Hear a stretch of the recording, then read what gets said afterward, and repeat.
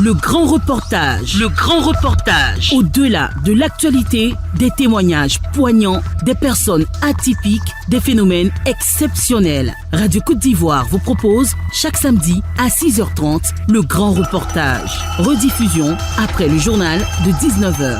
Le grand reportage, l'actualité se prolonge sur Radio Côte d'Ivoire.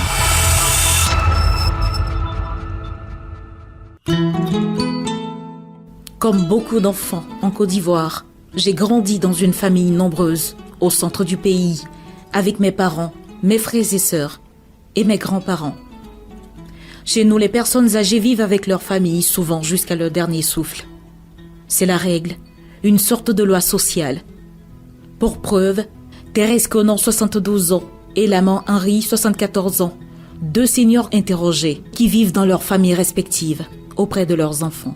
Je vis au village avec un neveu. Je suis venue avec Abidjan, rester chez mon fils, un peu pour m'établir. Si mon fils et sa femme décident que je reste avec eux, je vais rester avec eux. Je ne peux pas rester seule aussi au village. Il n'y avait pas quelqu'un qui va s'occuper de moi. En tout cas, je préfère rester avec mes enfants. À la maison, j'ai fait une petite cabane où je dors avec mes enfants. Ma pension n'est pas intéressante même. Si j'avais une maison à payer, peut-être j'allais courir pour aller en brousse. Ma maison fait chambre-salon avec 9 enfants. Il y a mes premières filles qui ont fait des enfants qui sont à la maison. Aujourd'hui, une nouvelle aventure me conduit en Suisse, ce pays montagneux d'Europe centrale, avec une population vieillissante estimée à 9 millions d'habitants, à la découverte de la place des seniors dans cette société classée nouvelle championne de la longévité de ses habitants. 9h30, heure de Suisse, au début du mois de juin. Les rues de Saint-Aubin-Sauge, dans le canton de Neuchâtel, sont presque vides. Il fait beau temps ensoleillé ici, à la Capitane, un appartement avec encadrement. L'immeuble de 4 étages donne belle vue sur le lac. Devant l'entrée secondaire, Lucie Boada nous accueille chaleureusement. C'est l'entrée officielle, c'est pour ça que là, quand vous arrivez là, vous êtes bloqué. On s'entendait jamais, pas à la même place. Voilà. Et c'est ça, puis je descendais, je suis allée voir, je dis non, personne. Je suis désolée. Mais pas de souci. On s'est trouvés. La jeune dame est responsable du centre locatif depuis maintenant 2 ans. Avec elle, une visite rapide des couloirs de ce bâtiment qui comprend toutes les commodités adaptées aux personnes âgées et personnes à mobilité réduite. La demande, il y en a, vu qu'on a 34 appartements, on a 50 et quelques personnes qui sont sur liste. Effectivement, c'est le nouveau défi de la Suisse ou du canton à loger tous ces gens, parce qu'il y a de la demande en tout cas. Il y a des 2 pièces et des 3 pièces. Il y a la place de parc aussi qui peuvent prendre en plus ou non. Avec la place de parc, je crois qu'il y a 100 francs dans le garage couvert. Le 3 pièces, parce que j'ai mes grands-parents ici, donc c'est pour ça que je sais. Il est un peu moins de 1500 francs. Et puis le 2 pièces, c'est peut-être 200 francs de moins, par mois bien sûr. Un peu moins de 1500 francs suisses par mois, soit près d'1 million de francs CFA hors soins. 30 personnes âgées autonomes vivent ici. Ce sont surtout des femmes de 80 ans et plus qui ont fait le choix de cette vie. Ce matin, règne une ambiance bon enfant.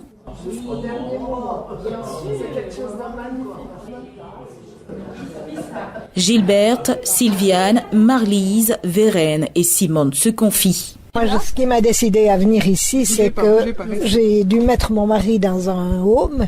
Il était atteint de la maladie d'Alzheimer. Et puis, je trouvais que ici, j'aurais eu de la compagnie. Puis après, mon mari est décédé. D'accord. Ça fait combien de temps que vous êtes ici ? Ça fait 2 ans. Chez nous, en Côte d'Ivoire, par exemple, quand on vieillit, on reste toujours en famille avec ses petits-enfants, tout le monde autour. Est-ce que vous pensez que on pourrait reproduire le même système ici ou... Je sais pas si ça irait, mais mes enfants viennent souvent, les petits-enfants aussi. Non, je pense que c'est mieux d'être chacun pour soi. Alors moi, je suis arrivée ici parce que j'ai été malade, j'ai eu le Covid au début. Et puis quand je me suis rendu compte que tout ce que ma fille devait faire pour moi, je me suis dit que c'était plus possible. Alors j'avais vu une grande pancarte au bord de la route, comme quoi il y avait ces appartements. Je me suis inscrite et puis je suis arrivée ici. Et j'ai été accueillie magnifiquement bien. Pour le moment, je suis autonome, ça va très bien, aussi longtemps que j'arrive à tout faire moi-même, alors je fais. Moi, je suis venue dans un appartement à encadrement parce que j'ai des soucis d'équilibre, d'usure du corps. Alors, je peux vous dire que je suis très, très, très satisfaite. Je m'assieds dans mon fauteuil, je regarde le lac, puis les Alpes, puis je me dis oh, merci mon Dieu, mais quel bonheur d'être ici. Je suis heureuse dans cette maison. Merci beaucoup. C'est une belle journée, il y a la capitale. Vous avez inventé un chant? Non, il n'y a pas un hymne à la capitale. Là-haut sur la montagne, les panneaux beaux chalets, d'argent d'un cœur vaillant, la reconstruit plus beau qu'avant. Là-haut sur la montagne, les panneaux beaux chalets. Une mélodie qui les unit toutes désormais dans cette nouvelle famille. Mais plus loin dans Saint-Aubé-Sauge, d'autres seniors ont plutôt choisi de finir leur vieillesse à la maison. Bonjour. Comment allez-vous? Je vais bien, merci. On descend, hein, c'est juste. Lucienne Bohr a 89 ans et vit encore dans sa grande villa avec une dépendance où habitent son fils et sa belle-fille. Marchant avec son déambulateur, elle a la chance d'être entourée par sa famille. J'ai de la place, j'ai toutes mes habitudes, j'ai tous mes souvenirs. Je monte, je descends et pourtant, c'est pas facile pour moi encore. Est-ce que vous pensez que le logement, ça coûte cher? Dans un home? Oui. Oui. C'est très cher dans les homes. Mais il est clair, ils sont pris en charge. Oui, c'est médicalisé. D'autres personnes aiment ça parce que voilà, ils ne peuvent pas être à la maison parce qu'ils n'ont personne. Tu vois, c'est différent. Moi, je suis un coq en pâte parce que j'ai les enfants autour de moi. Tout le monde est d'accord? Tout le monde est d'accord avec ça. Oui. Et pour moi, c'est presque une motivation profonde de me guérir au maximum pour ne pas peser sur mes enfants ou sur les proches. Et pour les personnes dont l'état de santé ne leur permet plus de vivre de façon autonome, entrer dans un home ou un établissement médico-social EMS reste l'unique option. À Neuchâtel, l'établissement Les Charmettes offre des courts et longs séjours gériatriques à une centaine de résidents pour un coût global entre 9 000 et 10 000 francs suisses par mois environ. Bonjour. Bonne journée pour vous. Ouais, tout bon. Merci, monsieur. Bonne chance, hein. Claude-Alain Roy, le directeur, nous ouvre les portes de cette institution. Ici, nous accueillons 114 pensionnaires et nous avons encore 17 places d'accueil pour ce qu'on appelle l'accueil de jour. Puisque vous êtes là aujourd'hui, la plus jeune de nos, entre guillemets, pensionnaires, elle a 51 ans, puis la plus âgée, elle est centenaire. On a 3 missions, l'accueil de jour, qui accueille des bénéficiaires en journée, et puis avec des gens qui vivent encore à domicile, puis qui rentrent du coup le soir à la maison. Sinon, on a une mission de court séjour, c'est en principe maximum 3 mois, dans l'idéal de retourner à domicile et d'y rester. Et puis, il y a une autre mission qui est celle de long séjour, une mission où on accueille des gens qui, malheureusement pour eux, ne peuvent plus vivre à la maison, et du coup, à ce moment-là, qui sont institutionnalisés jusqu'à leur départ de chez nous, au fond. Une sorte d'avant-dernière demeure, dira-t-on. C'est bien le cas pour cette bande joyeuse de pensionnaires avec qui nous avons passé la demi-journée. Bonjour madame. Je ne peux pas me lever parce que je suis handicapée. J'arrive de ce côté. Je me promène avec moi. On est dans un institut magnifique. Tout le monde est gentil avec nous.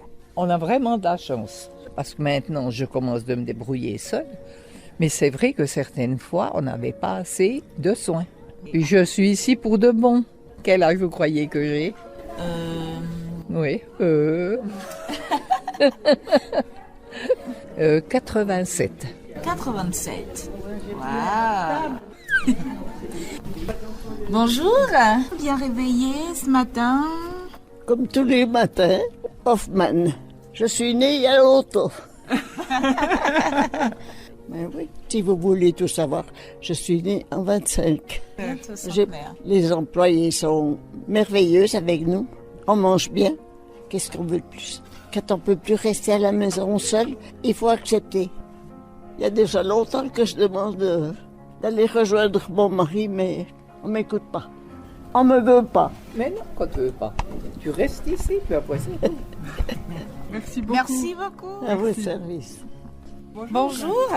Bonjour, je suis Marie-Jeanne Favre. Je suis ici depuis le 10 août 2018. Quand je suis arrivée là, au fond, je voyais cette immense salle, une vue sur le lac magnifique. J'étais content de retrouver un peu le lac, quand même. Oui. Qu'est-ce que vous partagez ensemble avec vos amis? Oui, il y a la mémoire avec Raphaël Berset. Puis moi, je fais un peu de peinture, du crochet. On fait des sorties, alors. Votre âge? 88 ans. Chez nous, on dit 88 ans. Merci beaucoup. Allez. Bonjour. Bonjour. Je m'appelle Rose Bettosini. J'ai 90 ans. Je suis la plus mal en point d'équipe. Je suis sourde. Ça me rend très isolée. Et puis je peux rien faire avec les doigts.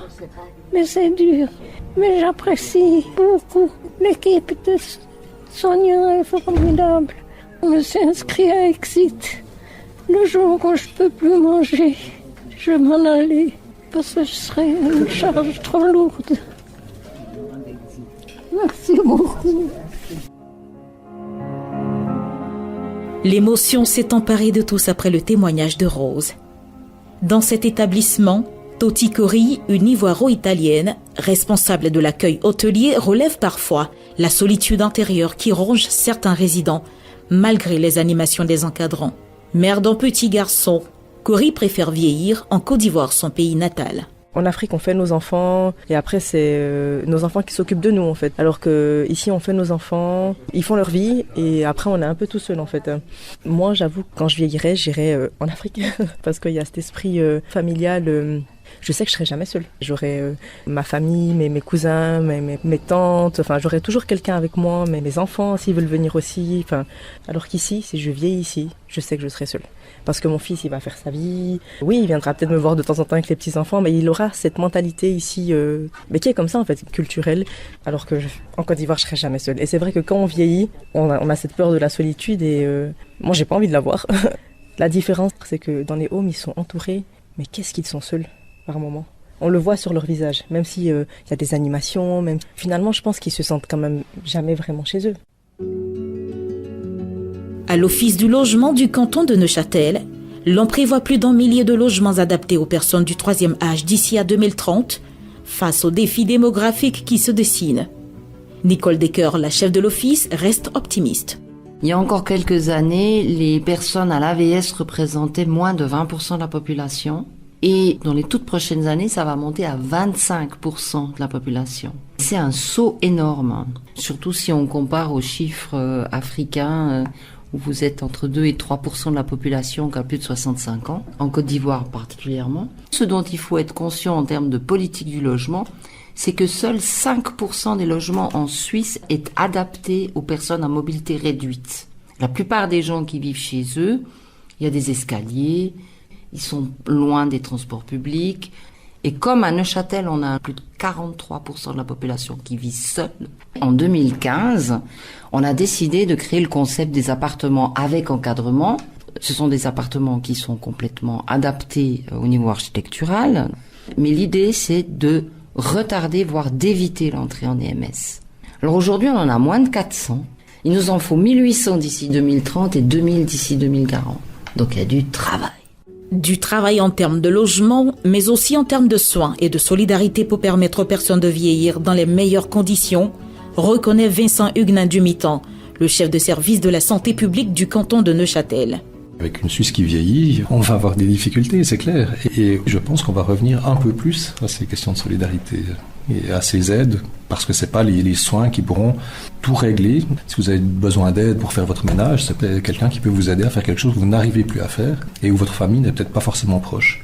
Et dans ce sens-là, il y a aussi une question de responsabilité collective, c'est-à-dire que quelqu'un qui tombe chez lui et son entourage s'en soucie pas, on a ça dans les grandes villes, on l'entend, des gens qu'on retrouve des semaines après, qui sont décédés chez eux, ou ils sont parfaitement anonymes. Je pense que c'est aussi des questions où on doit s'interroger, disons, sur les liens de solidarité. Ouais. Le grand âge ou le vieillissement démographique d'une population, elle pose aussi avant tout des questions de qualité et de place dans une société, en fait. Au-delà de la question des soins, de ce que ça touche dans un système de santé, mais ça interroge vraiment la place qu'une société veut donner à ses aînés.